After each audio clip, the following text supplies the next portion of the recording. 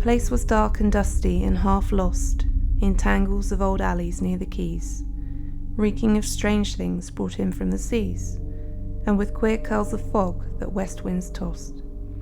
Small lozenge panes obscured by smoke and frost just showed the books in piles like twisted trees, rotting from floor to roof, congeries of crumbling elder lore at little cost.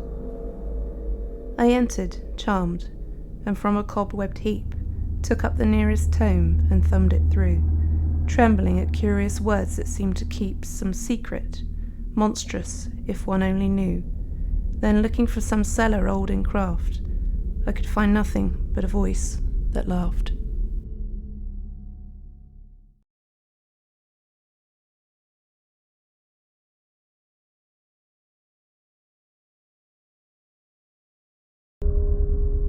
I held the book beneath my coat, at pains to hide the thing from sight in such a place, hurrying through the ancient harbour lanes with often turning head and nervous pace.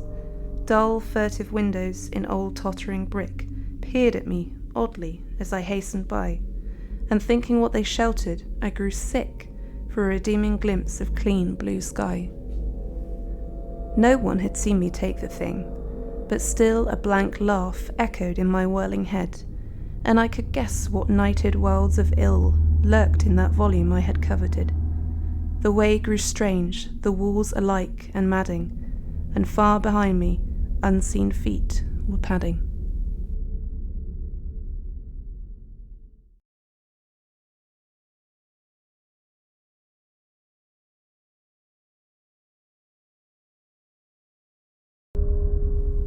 I do not know what windings in the waste of those strange sea lanes brought me home once more, but on my porch I trembled, white with haste, to get inside and bolt the heavy door.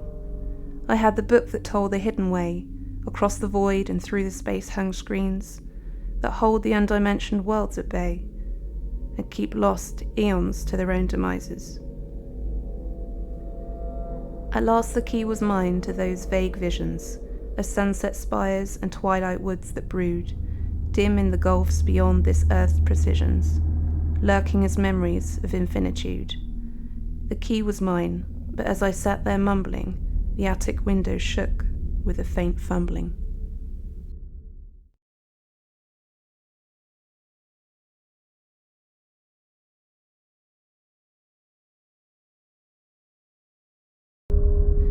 The day had come again, when as a child I saw just once that hollow of old oaks, grey with a ground mist that enfolds and chokes the slinking shapes which madness has defiled. It was the same, and herbage rank and wild clings round an altar whose carved sign invokes that nameless one to whom 1,000 smokes rose, eons gone, from unclean towers are piled. I saw the body spread on that dank stone, and knew those things which feasted were not men. I knew this strange grey world was not my own, but Yuggoth, past the starry voids, and then the body shrieked at me with a dead cry, and all too late I knew that it was I.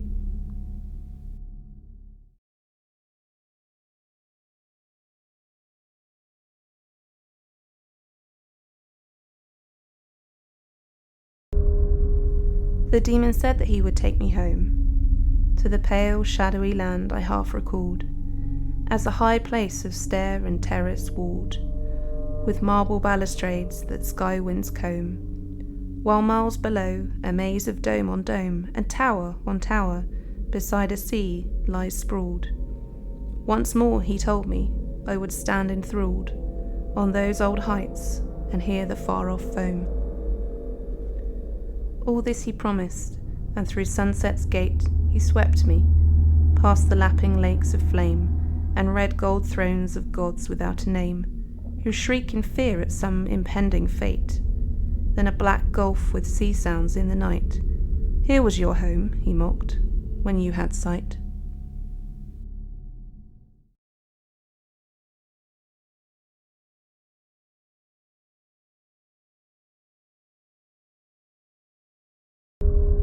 We found the lamp inside those hollow cliffs, whose chiselled sign no priest in Thebes could read, and from whose caverns frightened hieroglyphs warned every living creature of earth's breed.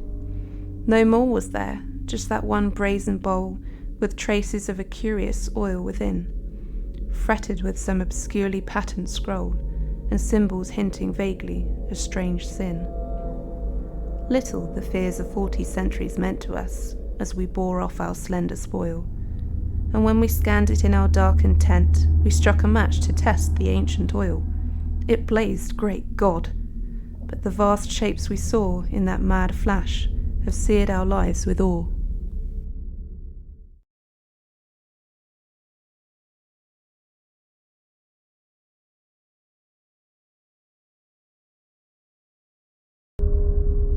The great hill hung close over the old town, a precipice against the main street's end, green, tall and wooded, looking darkly down upon the steeple at the highway bend.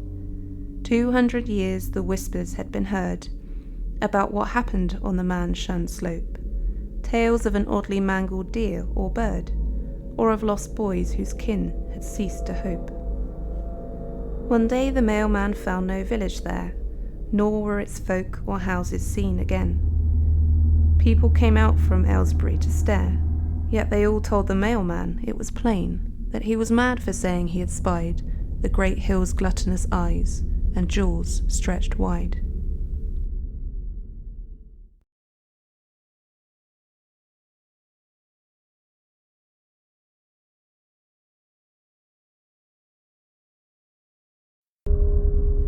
"10 miles from Arkham I had struck the trail that rides the cliff edge over Boynton Beach, and hoped that just at sunset I could reach the crest that looks on Innsmouth in the Vale.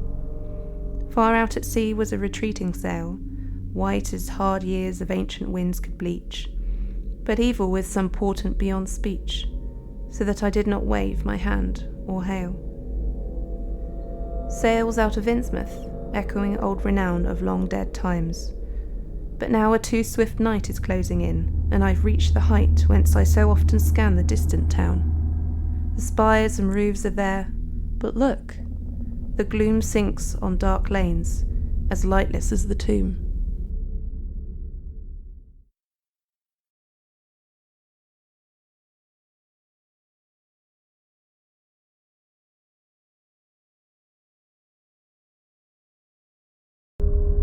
It was a city I'd known before, the ancient leprous town, where mongrel throngs chant to strange gods and beat unhallowed gongs in crypts beneath foul alleys near the shore.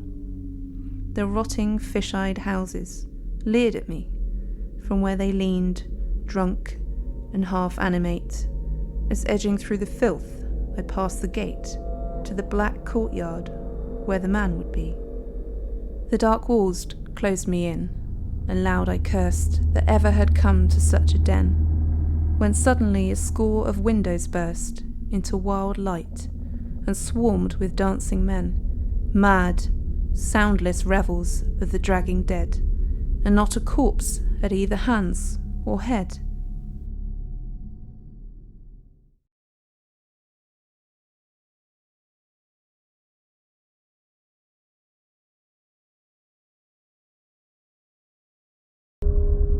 They took me slumming, where gaunt walls of brick bulge outward with a viscous stored-up evil, and twisted faces, thronging foul and thick, wink messages to alien god and devil. A million fires were blazing in the streets, and from flat roofs a furtive few would fly, bedraggled birds into the yawning sky, while hidden drums drone on with measured beats. I knew those fires were brewing monstrous things, and that those birds of space had been outside. I guessed to what dark planet's crypts they plied, and what they brought from Thog beneath their wings. The others laughed, till struck too mute to speak by what they glimpsed in one bird's evil beak.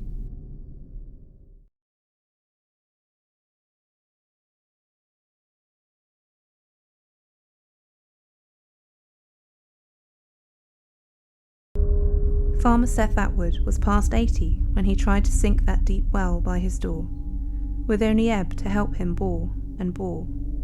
We laughed and hoped he'd soon be sane again. And yet, instead, young Ebb went crazy too, so that they shipped him to the county farm.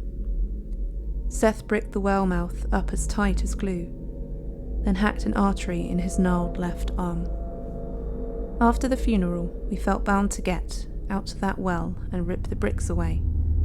But all we saw were iron handholds set down a black hole, deeper than we could say. And yet we put the bricks back, for we found the hole too deep for any line to sound.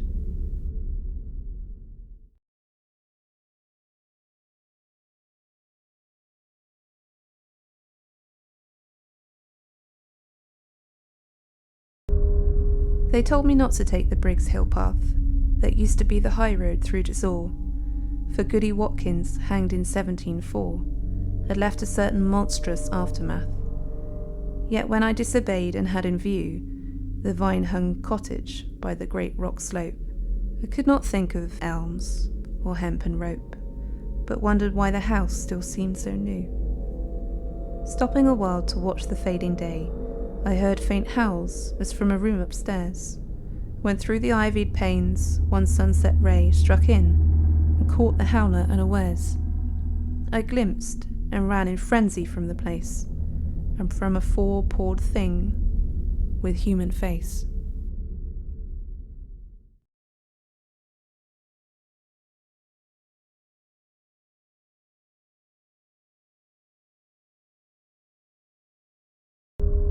The winter sunset, flaming beyond spires, and chimneys half detached from this dull sphere, opens great gates to some forgotten year, of elder splendours and divine desires. Expectant wonders burn in those rich fires, adventure fraught, and not untinged with fear. A row of sphinxes, where the way leads clear, towards walls and turrets, quivering to far lyres. It is the land where beauty's meaning flowers, where every unplaced memory has a source, where the great river time begins its course, down the vast void in starlit streams of ours. Dreams bring us close, but ancient lore repeats that human tread has never soiled these streets.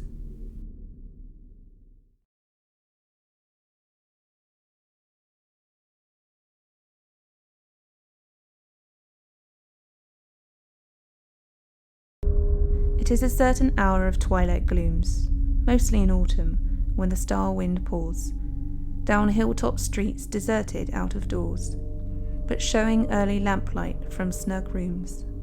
The dead leaves rush in strange, fantastic twists, and chimney smoke whirls round with alien grace, heeding geometries of outer space, while Fomalhaut peers in through southward mists. This is the hour when moonstruck poets know what fungi sprout in Yuggoth, and what scents and tints of flowers fill Nithan's continents, such as in no poor earthly garden blow.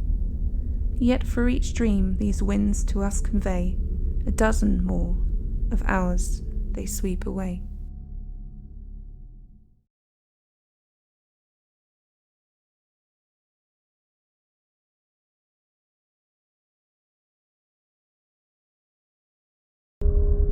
Deep in my dream the great bird whispered queerly of the black cone amid the polar waste, pushing above the ice sheet, lone and drearily, by storm-crazed ions, battered and defaced. Hither no living earth shapes take their courses, and only pale auroras and faint suns glow on that pitted rock, whose primal sources are guessed at dimly by the elder ones. If men should glimpse it, they would merely wonder what tricky mound of nature's build they spied. But the bird told of vaster parts that under the mild deep ice shroud crouch and brood and bide. God help the dreamer whose mad visions show those dead eyes set in crystal gulfs below.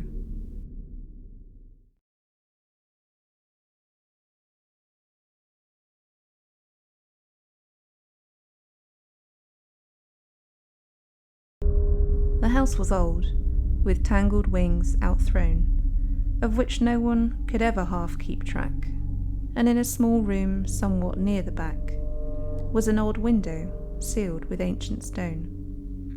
There, in a dream-plagued childhood, quite alone, I used to go, where night reigned vague and black, parting the cobwebs with a curious lack of fear, and with a wonder each time grown.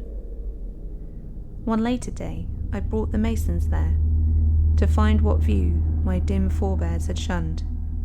But as they pierced the stone, a rush of air burst from the alien voids that yawned beyond. They fled, but I peered through and found unrolled all the wild worlds of which my dreams had told.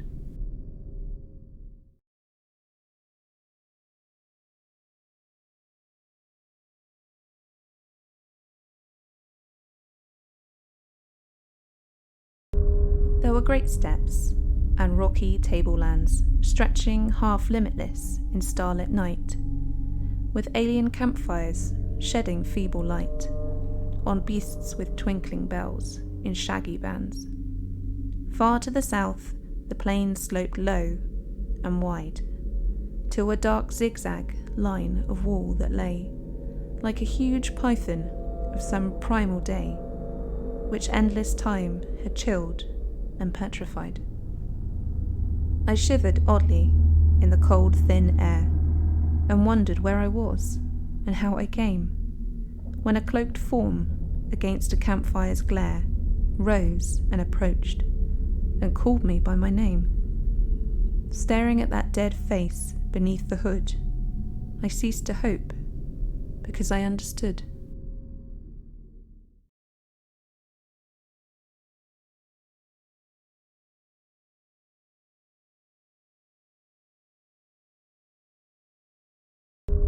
Beyond that wall, whose ancient masonry reached almost to the sky in moss-thick towers, there would be terraced gardens rich with flowers, and flutter of bird and butterfly and bee. There would be walks and bridges arching over warm lotus pools reflecting temple eaves, and cherry trees with delicate boughs and leaves against a pink sky where the herons hover. All would be there, for had not old dreams flung open the gate to that stone-lanterned maze, where drowsy streams spin out their winding ways, trailed by green vines from bending branches hung.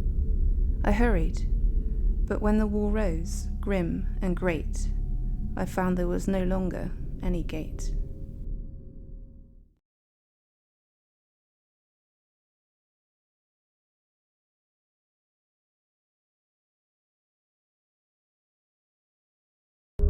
Year after year, I heard that faint, far ringing of deep-toned bells on the black midnight wind, peals from no steeple I could ever find, but strange, as if across some great void winging.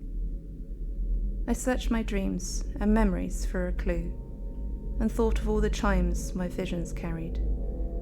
A quiet Innsmouth, where the white gulls tarried around an ancient spire that once I knew. Always perplexed, I heard those far notes falling, till one March night the bleak rain splashing cold beckoned me back through gateways of recalling to elder towers where the mad clappers tolled. They tolled, but from the sunless tides that pour through sunken valleys on the sea's dead floor.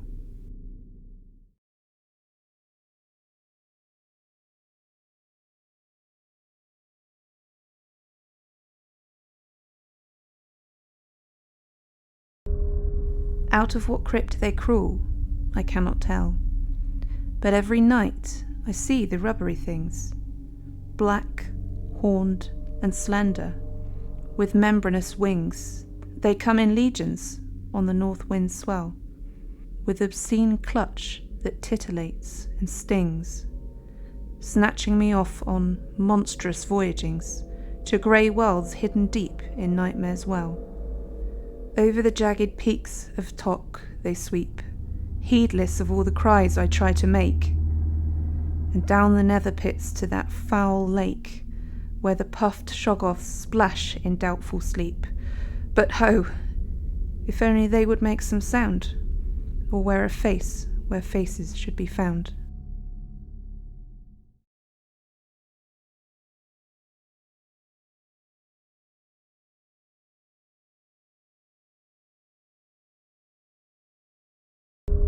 And at the last from inner Egypt came the strange dark one to whom the fellas bowed, silent and lean and cryptically proud, and wrapped in fabrics red as sunset flame. Throngs pressed around, frantic for his commands, but leaving, could not tell what they'd heard, while through the nations spread the awestruck word that wild beasts followed him and licked his hands. Soon from the sea a noxious birth began, forgotten lands with weedy spires of gold. The ground was cleft, and mad auroras rolled down on the quaking citadels of man. Then, crushing what he chanced to mould in play, the idiot chaos blew earth's dust away.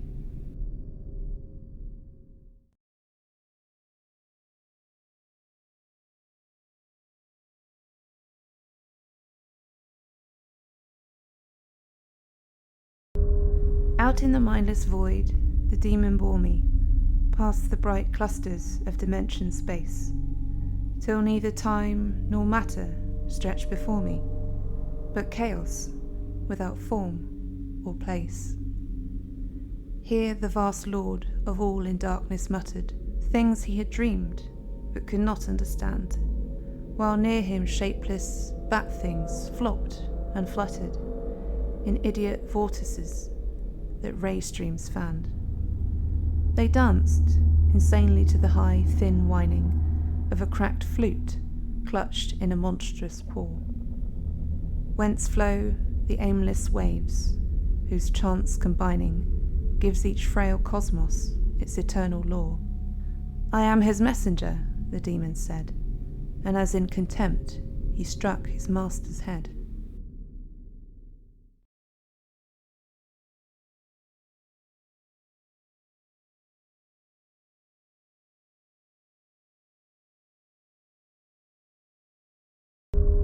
I do not know if it ever existed, that lost world floating dimly on time's stream, and yet I see it often, violet misted and shimmering at the back of some vague dream.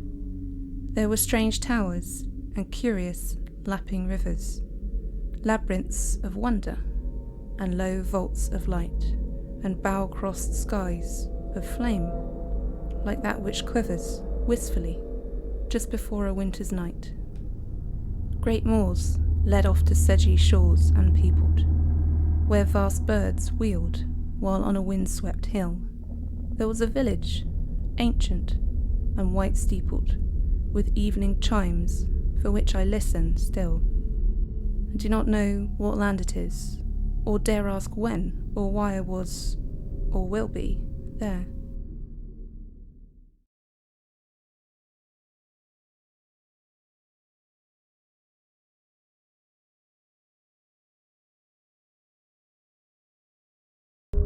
Somewhere in Dream there is an evil place, where tall, deserted buildings crowd along a deep, black, narrow channel, reeking strong of frightful things whence oily currents race.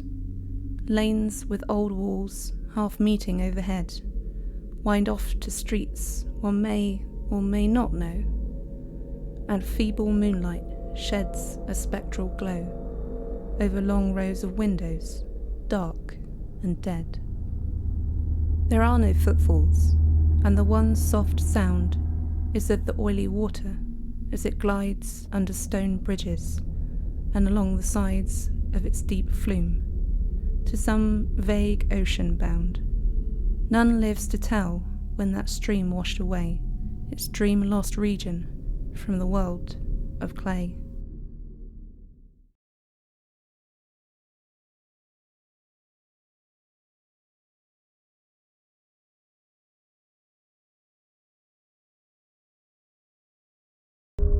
"Beware scent toads, cracked chimes," I heard him scream, as I plunged into those mad lanes that wind in labyrinths obscure and undefined, south of the river where old sentries dream.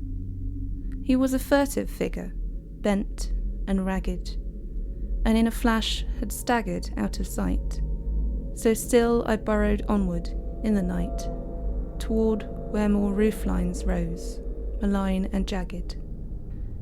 No guidebook told of what was lurking here, but now I heard another old man shriek, "Beware scent toads, cracked chimes," and growing weak, I paused when a third greybeard croaked in fear, "Beware scent toads, cracked chimes." Aghast, I fled, till suddenly that black spire loomed ahead.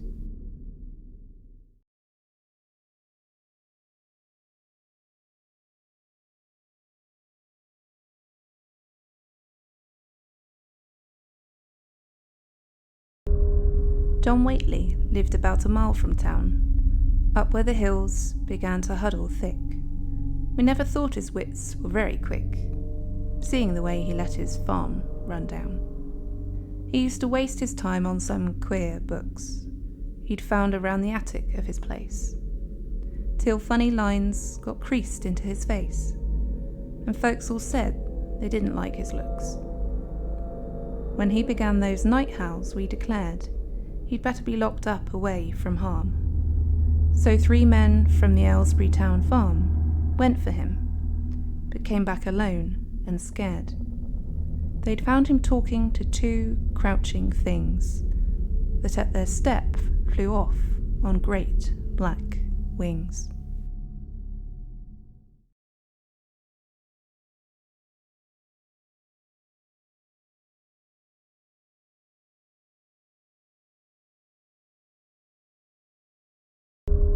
From Leng, where rocky peaks climb bleak and bare, under cold stars obscure to human sight, there shoots at dusk a single beam of light, whose far blue rays make shepherds whine in prayer.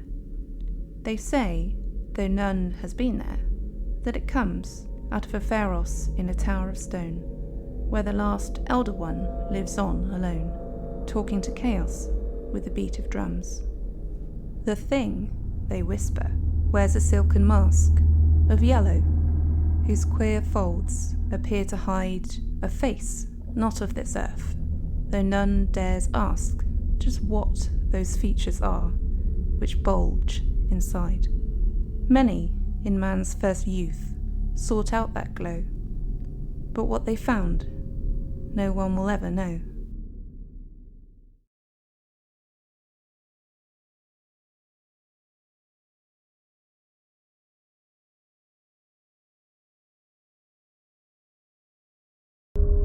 I cannot tell why some things hold for me a sense of unplumed marvels to befall, or of a rift in the horizon's wall, opening to worlds where only gods can be. There is a breathless, vague expectancy, as of vast ancient pomps I half recall, or wild adventures, uncorporeal, ecstasy-fraught, and as the daydream free.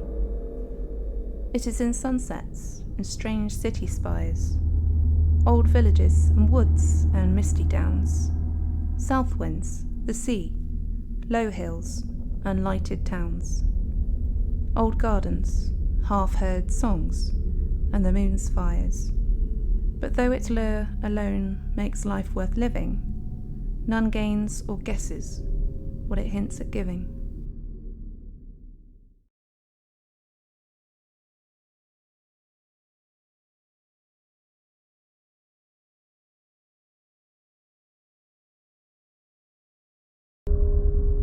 Once every year, in autumn's wistful glow, the birds fly out over an ocean waste, calling out and chattering in a joyous haste to reach some land their inner memories know.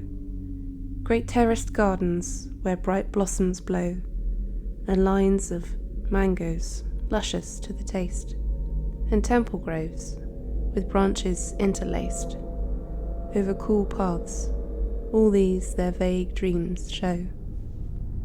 They search the sea for marks of their old shore, for the tall city, white and turreted, but only empty waters stretch ahead, so that at last they turn away once more, yet sunken deep where alien polyps throng, the old towers miss their lost, remembered song.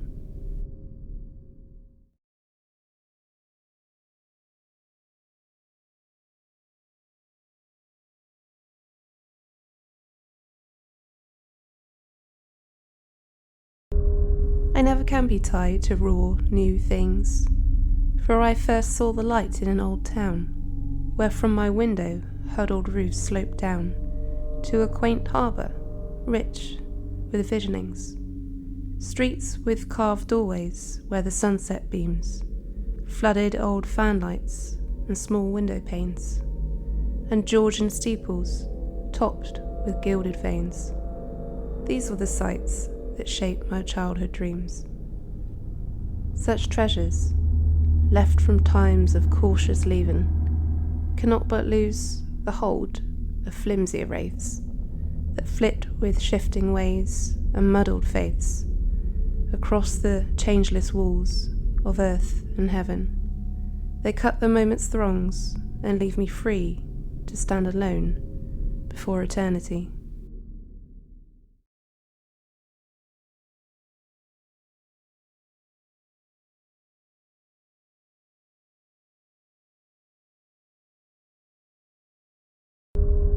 It had been old when Babylon was new.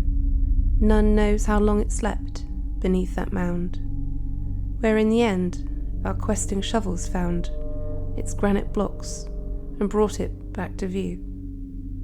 There were vast pavements and foundation walls, and crumbling slabs and statues carved to show fantastic beings of some long ago, past anything the world of man recalls.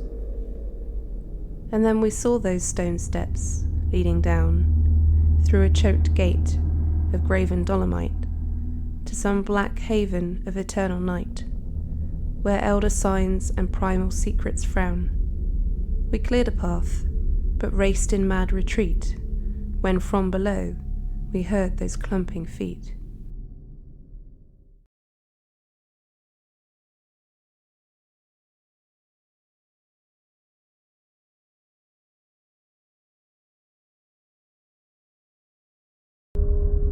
His solid flesh had never been away, for each dawn found him in his usual place, but every night his spirit loved to race through gulfs and worlds remote from common day. He had seen Yuggoth, yet retained his mind, and come back safely from the Goric zone, when one still night across curved space was thrown that beckoning piping from the voids behind. He waked that morning as an older man, and nothing since has looked the same to him.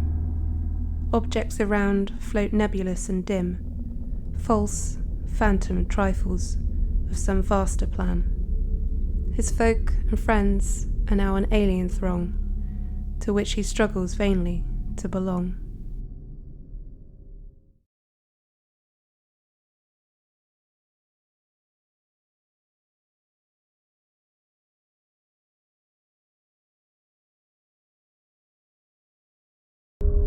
Over old roofs and past decaying spires, the harbour whistles chant all through the night, throats from strange ports and beaches far and white, and fabulous oceans ranged in motley choirs, each to the other alien and unknown, yet all by some obscurely focused force, from brooding gulfs beyond the zodiac's course, fused into one mysterious cosmic drone. Through shadowy dreams they send a marching line of still more shadowy shapes and hints and views, echoes from outer voids and subtle clues to things which they themselves cannot define. And always in that chorus, faintly blent, we catch some notes no earthship ever sent.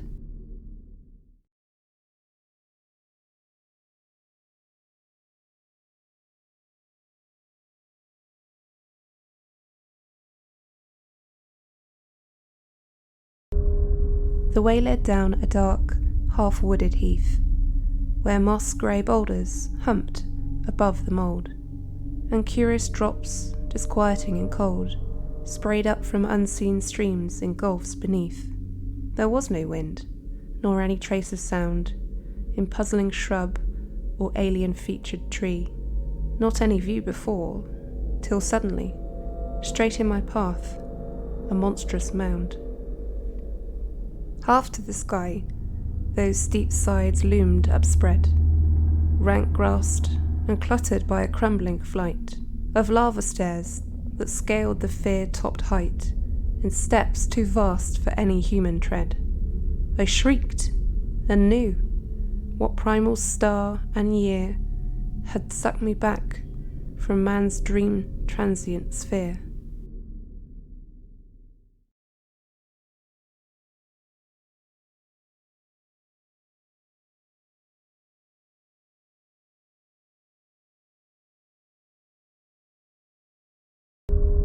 I saw it from that hidden, silent place, where the old wood half shuts the meadow in. It shone through all the sunset's glories, thin at first, but with a slowly brightening face.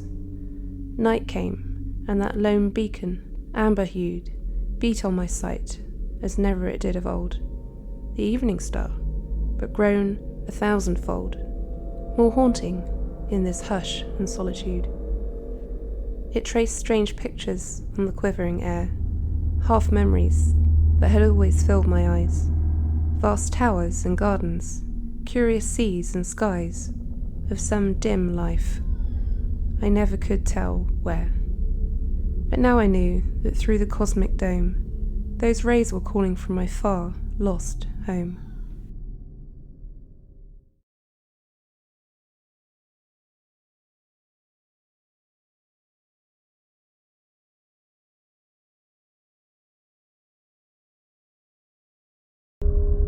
There is in certain ancient things a trace of some dim essence, more than form or weight, a tenuous ether, indeterminate, yet linked with all the laws of time and space, a faint, veiled sign of continuities that outward eyes can never quite descry, of locked dimensions, harbouring years gone by and out of reach except for hidden keys.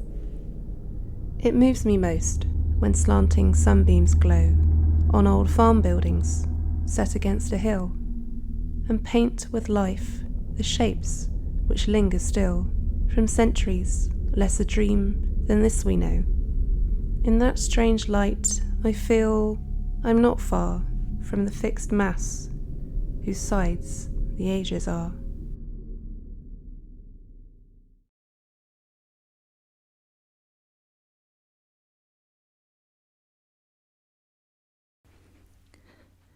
Thanks very much for listening. If you'd like to contact us or check out what we've been up to, you can find us on Twitter, Instagram, and Facebook. If you enjoyed the video today, please do like it, subscribe to the channel, and ding the bell to receive notifications about new videos. See you in the next one.